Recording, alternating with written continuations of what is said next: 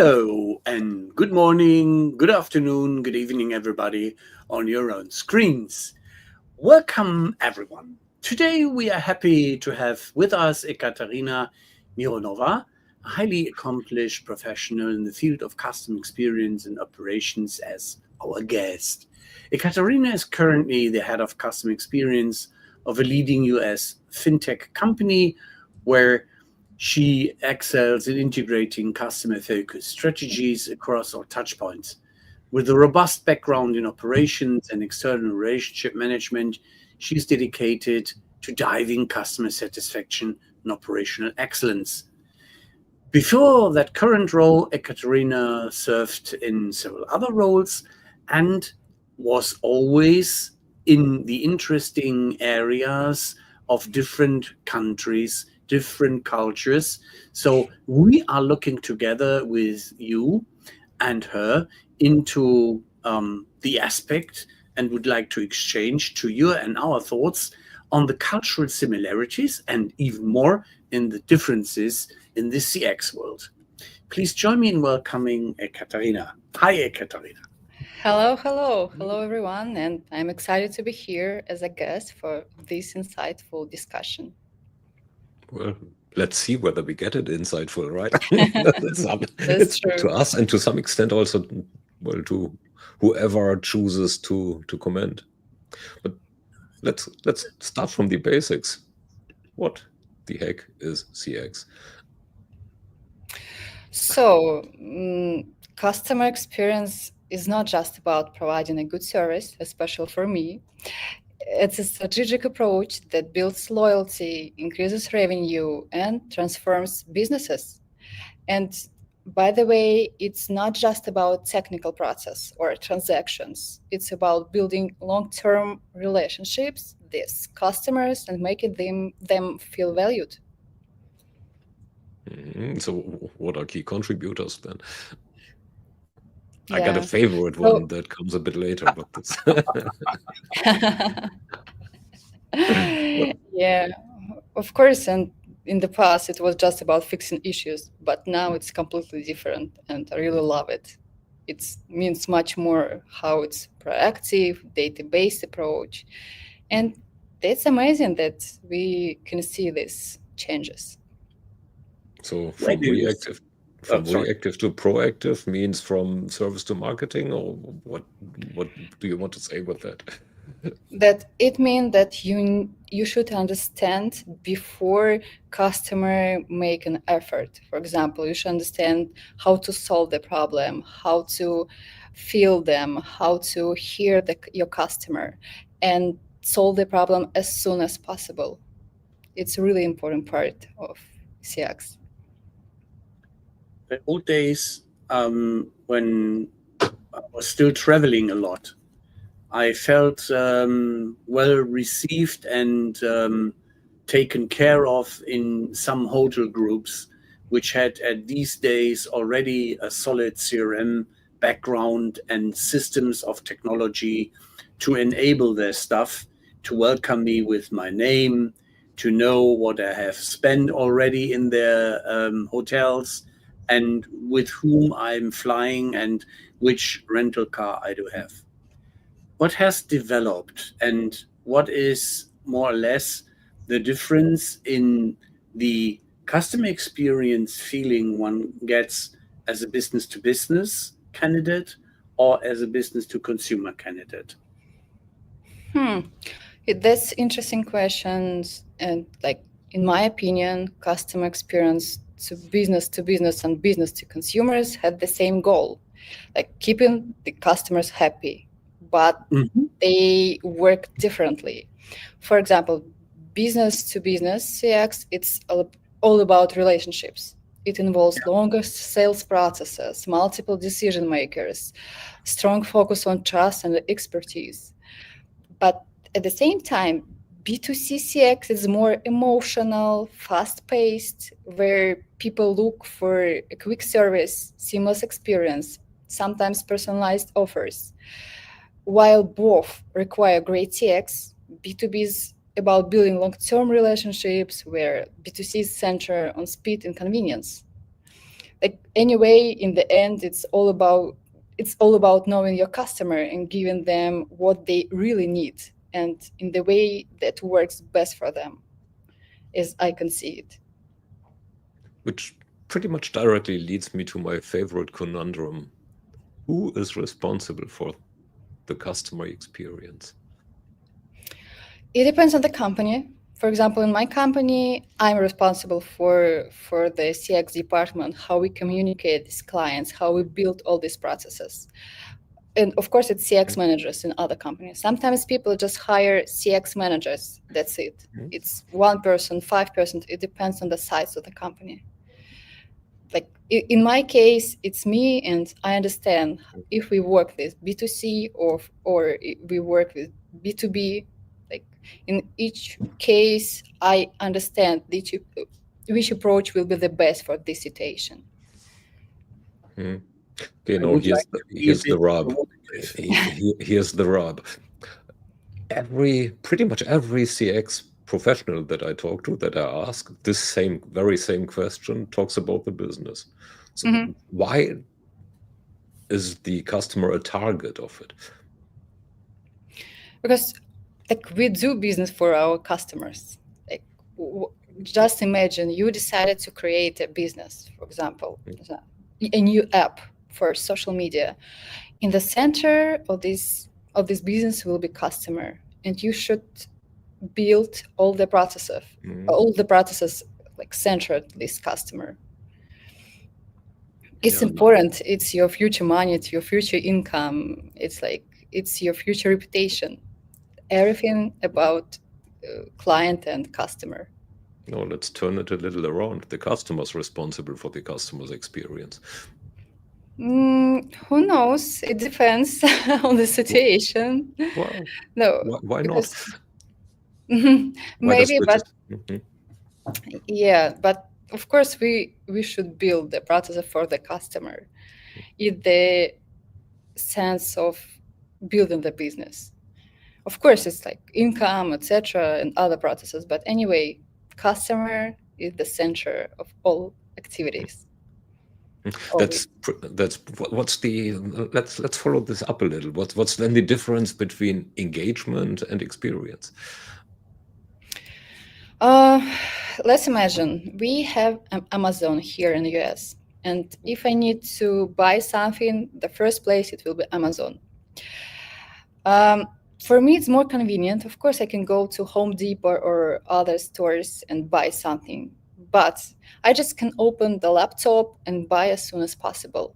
And for me, it will be not engagement. For me, it will be just a quick decision how to solve my problem. Like, for example, yesterday I need to buy batteries, and I need like in 1 hour, 2 hours, as soon as possible.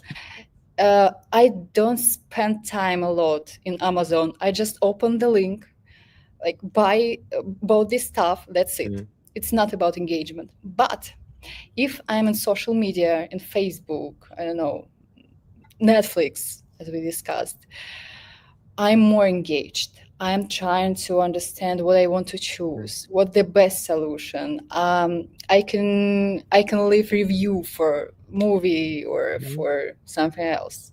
It's about engagement. And this time I really engage in this process. If we go to the experience is the one the customer has, and so it is more on the customer side. If we are in the role of a customer experience manager, we try to envision and create something we think that it might work out to be a positive one. So we look for customer happiness. Why don't we name this customer happiness officer? Or why don't we create a customer happiness department instead of customer experience management? Because I'm feeling a bit stirred up by we try to manage something we cannot really manage. We would need to ask on spot, what was your experience after you got the batteries delivered?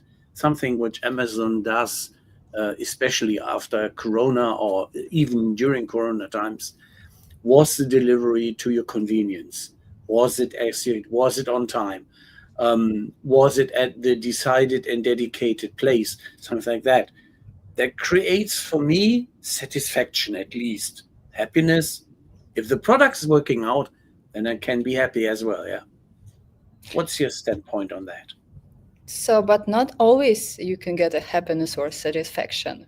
For example, sometimes my battery can be delivered in locker, a special locker, and I can open it without a code, a special code that you can put like and get Yeah. your package. But sometimes I have problems to get this code, and for me it's not satisfaction. It's like call them 5 times and say, I don't have this code, please open this door, I need my package right now. And that time it's not about satisfaction, it's not about happiness, it's about how they solve my problem right now, like how many Okay. minutes they spend for this problem, how fast they solve this problem, etc.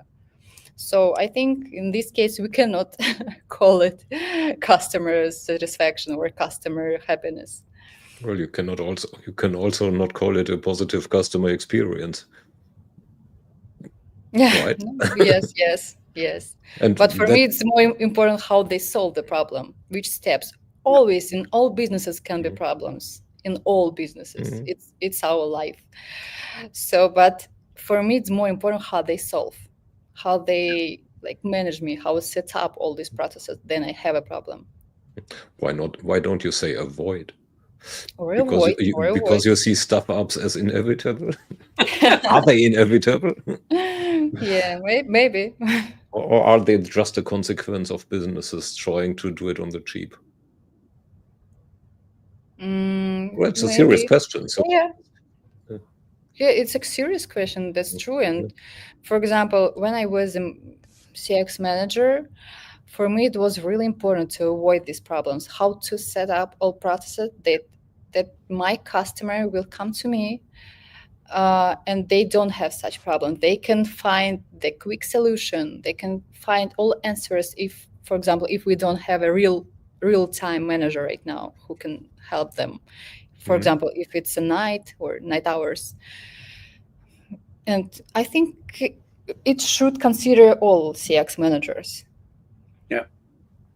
There was a saying in one German company or a famous company, which is definitely not German, where they have the customer shouting out loud for happiness, or they send it back. Yeah, that was some commercials: cry out loud or send it back. Yeah? And they are in textiles, in shoes for females, and some stuff for the boys as well. But it's interesting to see they celebrated the opening the package and wow effect. And imagine how much you lose not having that moment if you go to a locker and even can't unlock it. So that is more endangering my positive feelings. So I'm lucky that I do not need to go for these parcel depositories, even that they may have their sense. The personal human to human experience is something which I'm digging in, especially if it's a business to consumer relationship. So if there is a problem and Amazon was only the broker, and such as it happened a week ago, the the the foam maker for the coffee went broke. So I contacted them, and I was really curious, how fast would it take the reseller via Amazon to contact me and offer a solution? And they asked me to describe the problem, and it took a day. After that day, I got a simple mail: hello, Ralph. We are so sorry. We refund you the money, and we would advise you, as we have taken the product out of our solution line, to go for that product you find also on Amazon, which are reliable products. Interesting. Interesting. True. Money back is fair, but taking the product out of the line is for me the signal they knew already it is a crappy product. They had problems. Yeah. So whenever a car model is taken out of product and replaced by a new one, this tells you that the current one that you have is crappy. That is not a fair comparison. This is what usually happens. You have a product and you replace it with a newer version of something or an upgraded version. In this case, they stopped supplying milk foamers. Yeah. They completely got rid of that type of product. Elsewise, they would have offered me the new one. Yeah. Maybe they just didn't sell enough of it because people typically use drip coffee in Germany and not cappuccino. It's back to experience. So if they are selling something that nobody wants, then this is about experience as well, isn't it? Or what would you say, Ekaterina? So anyway, it's all about experience. But in this case, it's bad experience, a good experience. It depends on the company and on us too, because we all have expectations. For example, I know that sometimes I can get this code right for my goods, or I cannot get this code. But anyway, I am okay. I know that next time, anyway, I will order in Amazon if I need quick solution. If I need something like for my coffee and I want to get really good coffee, I don't go to Amazon. I go for a local market by myself or something like that. Good that you didn't say Starbucks. Thank you for that one. But different cultures, different regions, and different markets. What is your observation where the customer expectations are particularly dynamic or unique and require different approaches, not only on coffee? Interesting question. So I've seen this firsthand while working with different regions, and here's what I've noticed. We can consider different countries. We can consider, for example, Asia, China, and here's like digital first, super app-driven market. Unlike Western markets where customers use multiple platforms, in China, everything happens inside the one ecosystem, WeChat. I'm sure you know it. And from payments and shopping to customer service, it's all integrated. And that's so interesting. I've seen businesses struggle because they focused on building traditional websites instead of embracing this platform. And for me, the lesson here was that success in China means not to be where your customers are. It's like you should understand where your customer exactly right now, not where you expect them to be. It's like an example, one country. We can also consider other countries, for example, Eastern Europe, Russia especially.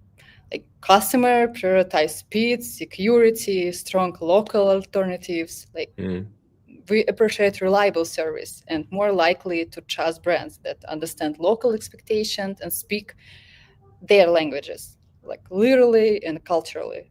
It's important part. If we can consider like Asia and Europe, for example, we can like consider other countries too, and they all have their own experience and differences. What are the commonalities then? So, I mean, if you're looking at a global brand, like think of big names, Coca-Cola, they're everywhere. Apple, they are everywhere. Well, even the one that I mentioned before, they are pretty much everywhere.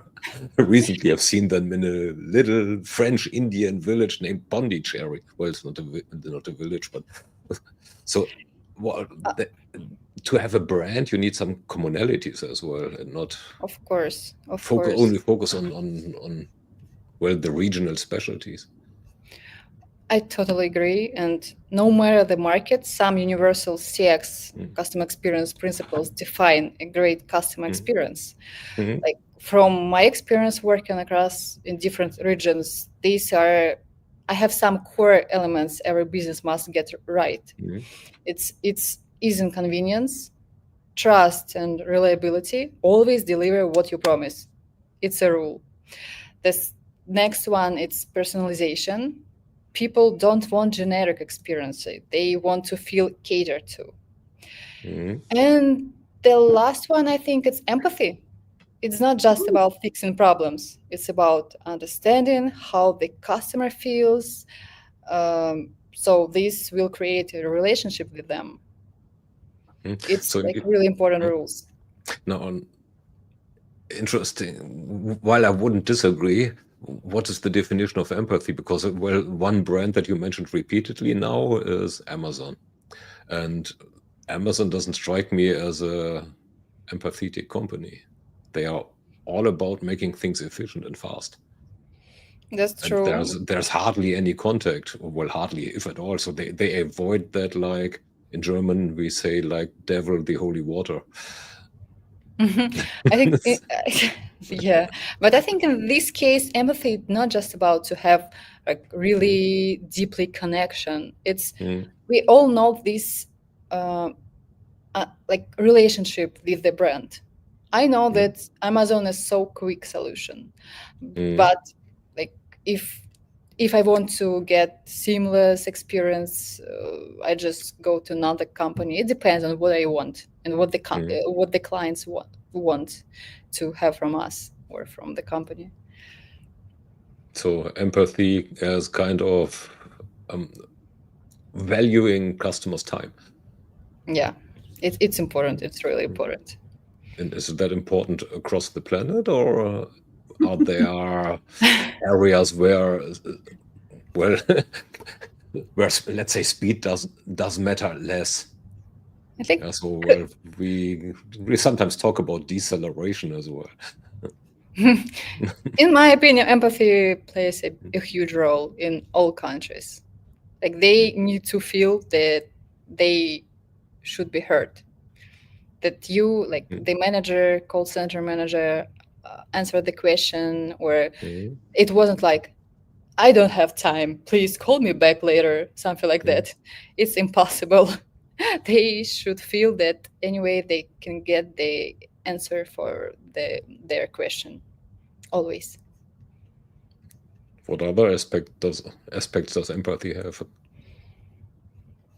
I And mean, being heard and answered. Yeah, okay. I heard you, and I sorry, I heard can't do you a thing. And I sorry, I can't do a thing. yeah, I think it's impossible if we want to develop our brand or Mm, if we want mm, to develop the customer experience. mm, We just it shouldn't be like that. You all managers should hear the customer and try to find a solution mm. for her. Yeah. Which makes it interesting as well. Getting into genders. Are there differences between male and female, and well, diverse, which is probably a bit out of scope for the US currently, but in also across regions. Um, I'm not sure. It depends on the brand. It depends on the goods. What are you selling? But I think the most important part that for doesn't matter man or woman, we just should should give them the best experience. Mm, Like sometimes people think that or company think that okay for women we need more emotional solutions, right? They're more deeply connection, but it's not right. I just want to call, for example, as for me, I just want to call and get my answer. That's it. mm, I don't need too long conversations, or I just want to get this code. That's mm, it. mm, Sounds like that. Of course, if I buy something huge, for example, car, I prefer to communicate, right? And I'm sure that mm. all customers prefer to communicate, and it doesn't matter like man or woman. Just for them, it will be different important things what they want to have in the car. Different That's needs. That's it. Well, that's quite an interesting example, because there are more and more car makers that are selling on the web. Well, Yeah. Tesla started that. They made the sales process actually simple Simple, and and it's fast. cool. Yeah. Yeah, and So I think the brand already have the pictures before they sell this car. For example, if I go for a car, I already know which car I want. I just can see some pictures. Okay, I want red, I don't know, blue, white, right? And do this do this so I want to make this purchase as soon as possible. I do have a question here on when it's coming to high touch, such as cosmetics, where you have to know your client's skin type. You have to know some more details. And during Corona, that was quite a tricky thing. If it was not an already existing customer, but a new potential customer, to consult her or him on the right products, matching his skin and his expectation. So, if we take it out of the Corona situation, are there some products from your experience which need consultation or at least a certain consultancy to make the positive experience happen? So I think the answer here, the best solution was IT solutions. Okay, we couldn't go to the market, we couldn't go to the stores and try everything what we want, but a lot of companies just made the solution. For example, you can open the app, like take a photo and see what the best solution for you, for your type of skin, etc. It was also really good solution how the companies adapt to different economic situations. And it was so cool to see that, okay, the market is changing, it's developing, and we can see I can choose like in any conditions what I want. Okay, here's the answer here, that every business should adapt for any kind of situations. Like it doesn't matter economical or political. We just companies should adapt. Which is an interesting statement, because one of the topics we were interested in already is, how do economic factors factor in delivering, now I'm saying it myself, for customers having a good experience? Does experience change with, or good experience change with economic situations? Or with or does it change with getting jaded, for example, by businesses trying more and more to streamline their processes for themselves, so that customers barely satisfied after the purchase? It's interesting question. So here I think we can come back to the culture impact of culture on customer experience perceptions, right? And culture really shapes how people experience customer service. What feels friendly and natural in one country might not be casual or even rude in another. And like, for example, regional economic factors also play a big role. In some markets, customers care most about affordability and basic support.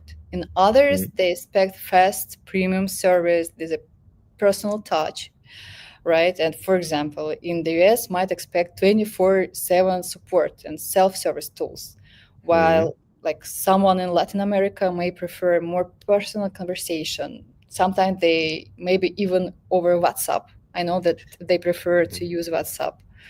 Like, I think there is no one size fits all approach. Company needs to listen, adapt, stay flexible. It doesn't matter. We can have different economic situations. We just need, as I said, we just need to adapt, listen, stay flexible always.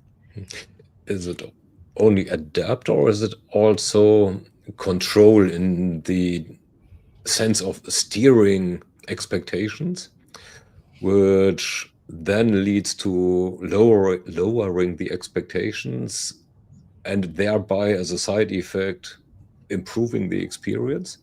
I'm thinking of airlines and loyalty programs of airlines. I mean, I think we are quite in agreement that they, could have been better. And they are on a one-way road into one direction. Yeah. So, but with that, they are creating more and more precedent. They are basically all the same. So our expectations are getting lower and lower, and means they are getting fulfilled also easier because they are lower and lower. So it's getting harder to not fulfill them. Well, once you expect to be treated like cattle, then there's you are happy if it's not worse, right? Yeah. Yeah, that's so. I think in this question, both of us should change our activity. Like the customers. Okay, I'm sure that I'm a customer and I want to get the best service on the market. But at the same time, as a company, I want to give the best service on the market to my customer, because for me it's important. It's my brand. I want to get the real good feedbacks about my products.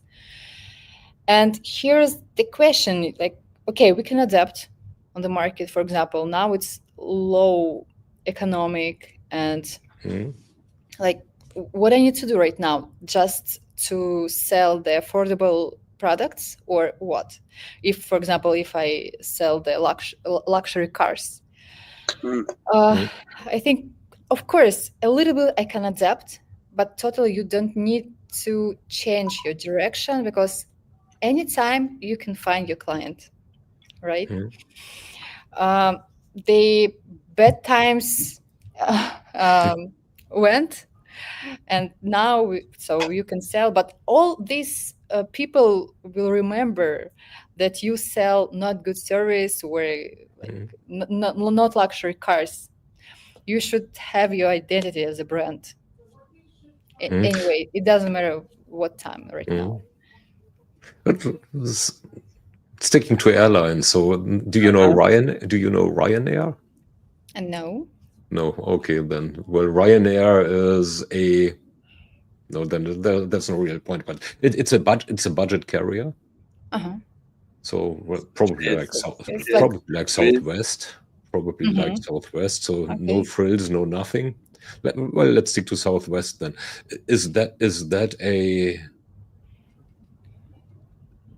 carrier that you have any good experience with, that you can have a good experience with, and why?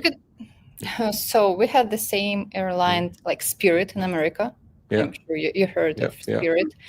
You always know that you will buy like $89 to New York from Los Angeles, something like that, or $100 ticket. But what would you be don't the have. comparison to a Greyhound ticket, just to give me a feeling?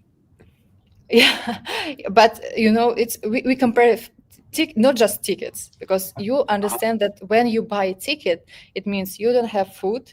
It will be really like small places on the plane. It always means if something will happen, they don't cancel your trip. I mean, they don't return your money, because they can say something like, "Oh, it was, I don't know, something happened." But or for example, if you didn't, yes, something like that. You just expect it. That's it. It's their line of business. But one day, maybe they just can decide that, okay, we want to have maybe like another type of business, one more direction, and it will be luxurious flight, this whiskey on the plane, something like that. And it will cost more, and people can expect what they want to have. That's it. I'm sure that I have such experience with Spirit. That's it. And they have such type of business, the same as Amazon or other companies. Okay, so it's different. It would be different if you experienced the same at, let's say, Delta. No, completely different.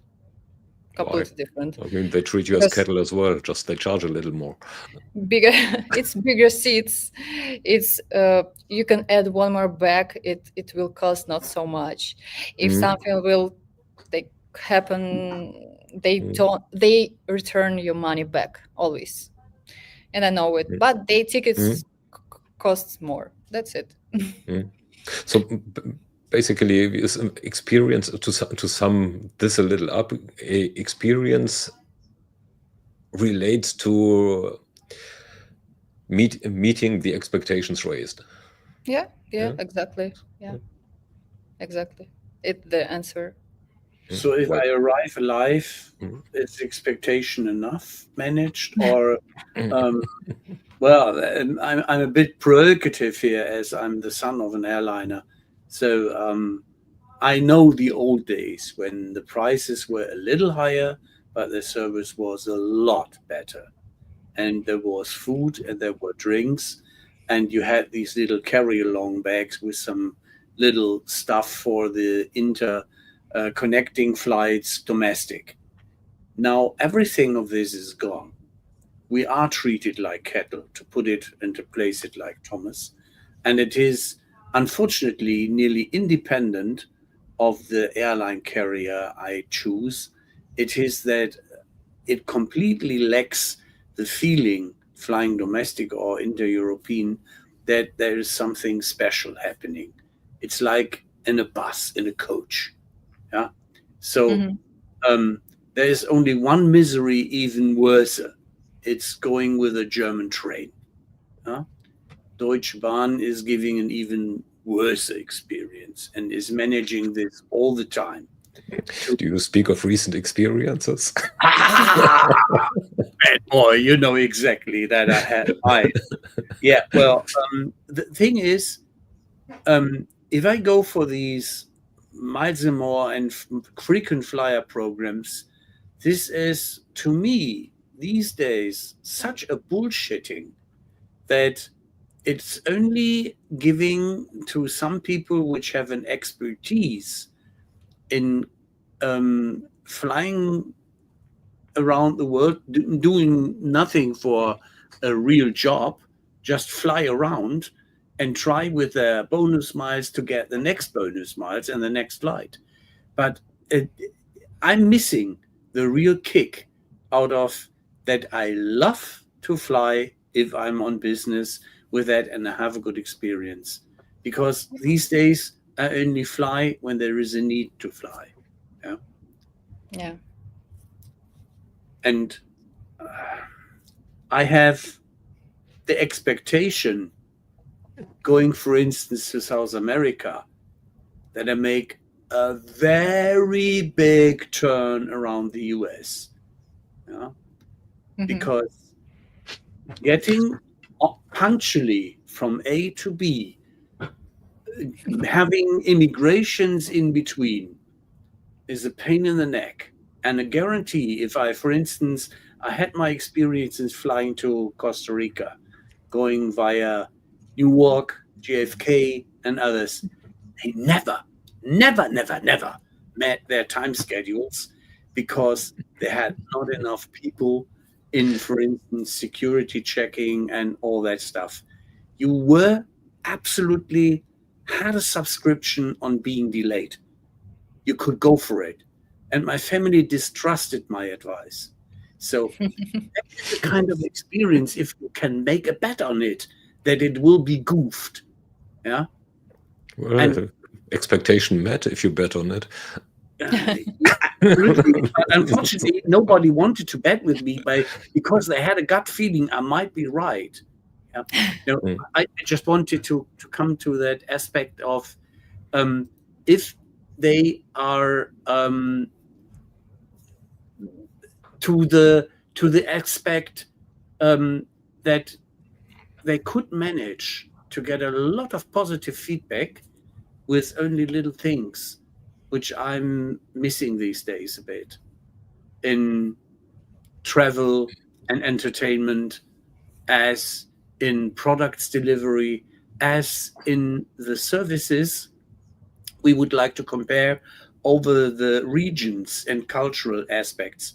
So, how would a Japanese, from your experience, respond to an unsatisfactory, not working product, or if he has a bad experience on a flight towards It's European?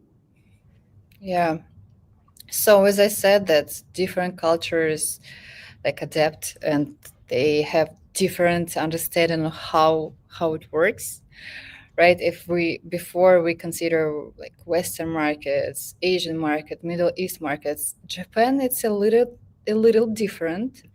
They Mhm. are more cold. They want to get the efficient solution as quick as possible. If we talk about Latin America, or South Asia, like people not just for chatting, they update question in one app or something like that. They want to personal, fast, like trusted solutions. But in Japan, it's more, it's more serious conversation. It should be more professional and cold. Cold. Here's like Cool. cold. I think cold, a little bit cold in our understanding. Okay. For example, as I said, like in America or Latin America, especially, like it was so easy communication, something like, or let's communicate. I think, I feel, in my opinion, you can hear it. In Japan, it will be more serious conversation. Like I see a problem. I want to have a solution. So it's more about efficiency than so. It's about efficiency, I think, in that case. So not about well, not lending a shoulder to have the person cry on. Just get it done. Yeah. Yeah, It's we even can- more American than America. yeah, that's true. Yeah. Like, just for example, if you have a company and you want to open in different countries, it doesn't matter, it's IT company or other country, in other companies, another type of companies. Like, if your brand, for example, stands for a fast and friendly service, that might be like WhatsApp in Brazil, WeChat in China, live chat in Germany. Like in Latin America, in Latin America, Japan, it might be more. I think Japan is not a good decision, but in Latin America especially, your tone might be more emotional, casual. In Japan, it might be more formal, efficient, because some brand just adjusted to fit the local culture. Like, it's the answer. Is there, from a culture point of view, there are also cultures that are favoring individualism over groupthink, over, let's say, collectivism is probably a term. And how far does this influence what a good experience is? That's interesting question. I think culture really affect how people see this communication. In more individualistic countries like the US, UK, people prefer personal rewards, simple ways to leave feedback. Like in more group-focused culture like China, India, I think loyalty is built through relationships, group rewards, how others think about the brand. And in both, like not in both, I think in the most of countries, the most important part is trust. People need to feel that the communication is fair, clear, and their feedback actually matters. So the build up of trust. This was a word that just went through my mind as well. Is that different in? Well, how is it different in individualist versus collectivist societies? I think Do we build trust differently? I think no, trust it's like common thing. If we compare, as I said, that we can see that the USA or UK people like consider different aspects like personal rewards, simple ways to leave feedback, just different types of connection, but trust is super important for all of them. Like, Yeah, what are the different working ways to build up trust? Let's put a very extreme example. Take me as an example. Well, I take myself, it's very bad. I trust a business that they are happy to take my money. That's it. Of course not. Of course not. Well, yeah. So, but how would they work to gain my trust in, well, more trust than just taking away my money in the UK, Germany, or let's say India, Japan, China? How would that work differently? Like, for example, if you don't like Starbucks, right? But anyway, if No, we I consider don't. Starbucks, but if we consider Starbucks, in America, people love Starbucks, and it doesn't matter do you like it or not. People believe Starbucks.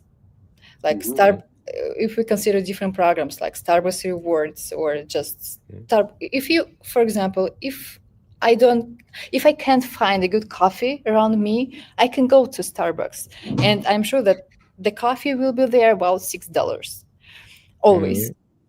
If I go to the local market, maybe today it can cost like $5, tomorrow $7, depends on the situation, economical situation right now, and they can change. But anyway, I can be sure that I can find Starbucks everywhere.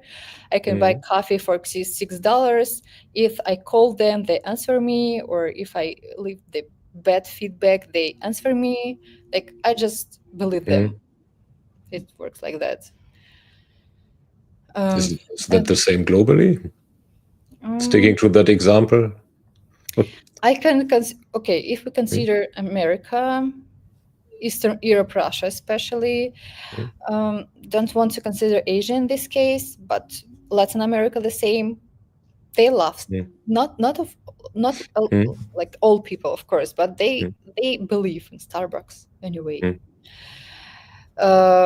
So like they try to give the like similar service in all countries.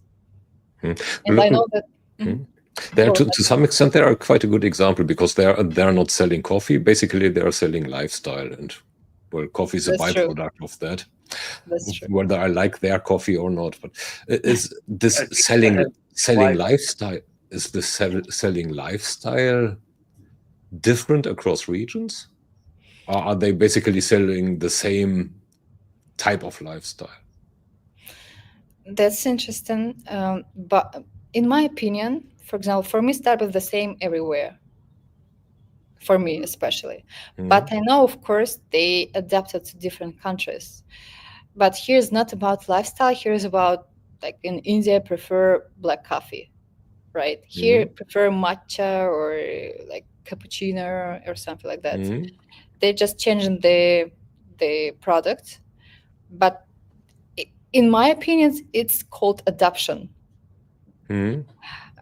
So they can change the product, but anyway, people trust them. That the answer. Okay. All they know Starbucks. What is it? How to find the Starbucks, etc. It's about trust. Okay. Well, yeah, I trust them that I get a mediocre coffee for a high price. Yeah, Yeah. that's true globally. Yeah, and the quality of the coffee, it's like, of course, it's not always good. Starbucks, Burger King, McDonald's, they all have an expectation setting, such as if you want to have a certain kind of design in the product as it is served, and you have an idea on the price and what you get aside on the core service of the meal. In my experience with McDonald's, it's that you in some places get a free Wi-Fi as well, which is sometimes the only reason why you go for such a place, because you do not have access to any connectivity. Yeah? And another aspect which I wanted to dive back to towards your description was on WeChat ecosystem and communication within one ecosystem. Are there differences in the utilization of the touch points where there are regions where digital touch points and communication is preferred to human face-to-face communication for ordering and for the service and for complaints as well? Their communication preferences really vary around the world, and businesses need to keep up if they want to stay relevant. If we again consider Latin America and South Asia, for example, like they see WhatsApp as everything. People use it not just for chatting, but also for updates, questions, even voice note support. And it feels fast, personal, and most importantly, trusted. For example, in Europe, it's more of a mix. Like email and live chat are still big, right? And especially for more formal or detailed conversations. Here in the US, there is a balance. Many customers still value phone support for complex or emotional issues. The same as me, I prefer to make a call if I have a problem with my locker code. So, but younger generations prefer messaging, as you can see, like in app chat or even DMs on social media for a quick help. Like if you work with different brands, you need to understand it. Also in Asia, platform like WeChat, as we considered, right, or Line, as I remember the name of this app, Line, dominate. It's like these super apps allow companies to handle the full customer journey, updates, payments, support, all in one place, and sometimes it's comfortable, honestly. And also customer survey as well. Yeah. Wow. Yes, that's true.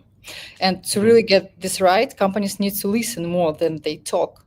Like, that means running surveys, analyzing chat, call transcripts.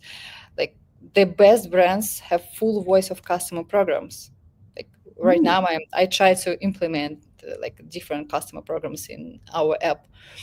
Like, and the bottom line here that customers use different channels depending on culture, habits, expectations, and the key here, in my opinion, is stay flexible, think local, to be human, meet people where they are, and speak in the way they want to be heard. Is the answer.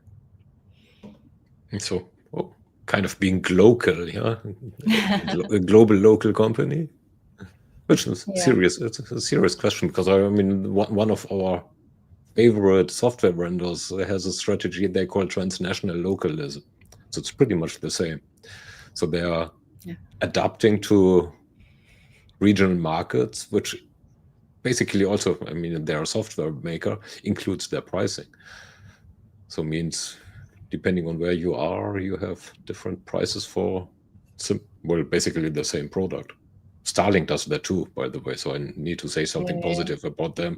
but they are basically doing that too, right? So they are offering their services at locally, regionally different pricing. The same as McDonald's. We can have the different prices around the world for cheeseburger, for example. True. True. The cheeseburger. And they have different burgers in different regions. I mean, there in example, India, again, you're getting burgers that you won't get here near Seattle. Yeah, or that's true. San Fran, pretty much the same, I guess. Same in France. Trust. But another one is, I mean, we see there's one buzzword around, or well, a two-letter abbreviation, AI. In how far does AI affect engagement for experience? Like technology and AI are moving so fast. We all know it, right? And companies now have amazing tools to personalize messages for each customer. Honestly, for me, it's a great tool, really great tool. And it's important to remember that people from different cultures react differently on how brands speak to them. And I think AI can help us. Like, Mm. to do this right, businesses should use AI to understand customer behavior, also take into account cultural differences like tone of voice, language, I don't know, values, even visuals.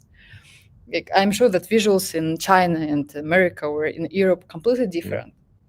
So that works in the US might feel too direct, sorry, in Japan, or too cold in Latin America. Like, so my main point here, that use smart technology, but don't forget be human and cultural side, on a cultural side. That's build real connection and trust. So there are studies out there that say that talking to a bot, customers feel more empathy versus talking to a real person. So do you see this as, well, actually having empathetic bots as a first line front end to customers as a viable way, or not? So if we consider me personally as a customer, I prefer a bot without emotions, because I understand it's a bot. I just want to get a solution for my question. But I know some people that prefer to communicate. They want to get the solution, and it depends on the culture, on the country, on the person, right, and on the brand. Which value do you have? What message you want to give your clients, etc. So it depends on that. You can set up your chatbot, AI solutions, etc. Okay, now we both are. Well, you probably induced by my wrong choice of words. We are calling it bots nowadays. It's of course an agent. Uh-oh.